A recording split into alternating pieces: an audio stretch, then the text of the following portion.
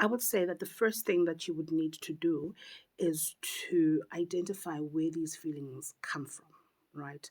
Where does a sense of unworthiness come from? Where does a sense of feeling unattractive come from? Did perhaps something happen in the past that left you feeling less than, that left you feeling rejected, that left you feeling abandoned?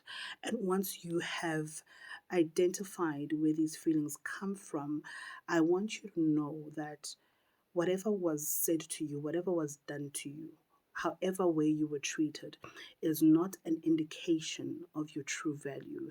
It is not an indication of your worth and of your value. I want you to know that you are worthy. All right.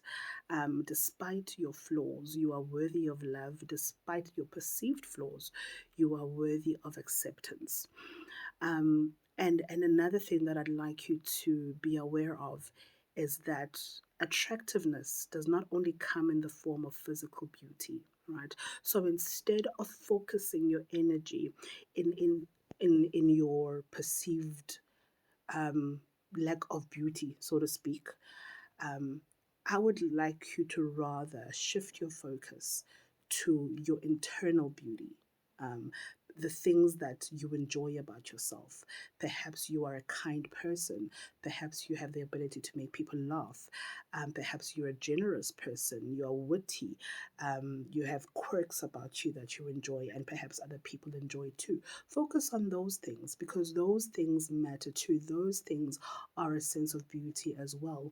Don't be deceived by the societal beauty that we see these days, on social media and in society.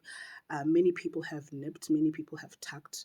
This is not my real hair. I normally have longer nails, and when I do have those nails, they're not my own. So there's a lot of additions and subtractions that a lot of people have done, and I don't want you to be sitting at home thinking that that is the standard. That is not the standard. Chances are, if we were all to take off our weaves and our lashes and our nails and whatever else, would pretty much all be the same, you know. So don't be fixated on your outside beauty. Just appreciate what you have, appreciate the talents and the giftings that God has given you, because those things are just as important as our outside beauty, if not even more important, as a matter of fact. Look, healing takes time.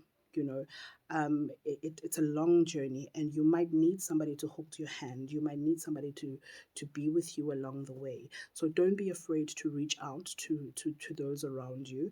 Don't be afraid to go for therapy if you can. Go for counseling if you can. Go to your local church and seek help if you can. Speak to your friend, speak to family that is for you, that wants to see the best version of you come out, and let them, help you along this way as well. There's nothing wrong in getting help. Um, so don't be afraid to. And the most important advice I could ever give you is get closer to God. Get closer to God. He has the ability and is willing to heal you.